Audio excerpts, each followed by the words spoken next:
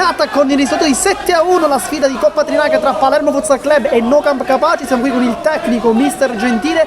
Le chiediamo subito, è forse la migliore prestazione della sua squadra quella di oggi?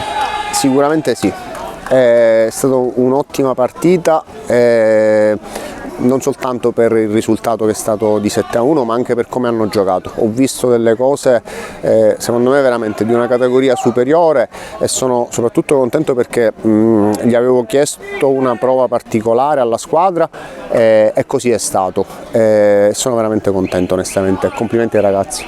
Oggi invece un esordio tra i pali, quello di Gianluca Perdichizzi, un gol subito nel finale, è stato preso un po' in controtempo. Come giudica la sua prestazione?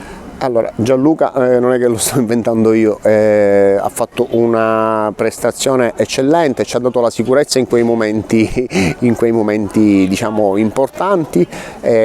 Lui, come tutto il resto della squadra, oggi tutti dal primo all'ultimo, secondo me tutti hanno dato il proprio contributo. Adesso invece parliamo di chi forse gioca un po' meno, come Scozzari e Leto. Quest'ultimo è andato in gol, Scozzari una grandissima prestazione. Come giudica la partita di questi calciatori che forse hanno meno minutaggio, però quando entrano in campo quasi non si nota la differenza? Sono molto contento di questa cosa perché vuol dire che c'è un gruppo.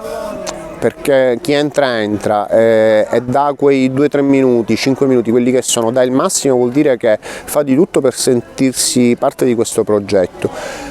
Ovviamente non posso che esserne felice. Poi quando succede pure come oggi, che vanno in gol, che fanno l'ottima prestazione, io non posso che esserne contento. Adesso invece diamo uno sguardo alla prossima partita, dunque si abbandona la Coppa Trinacria per qualche istante, si torna al campionato contro il Futsal Monreale. Come la preparerete e se si inventerà qualcosa di particolare in questa settimana?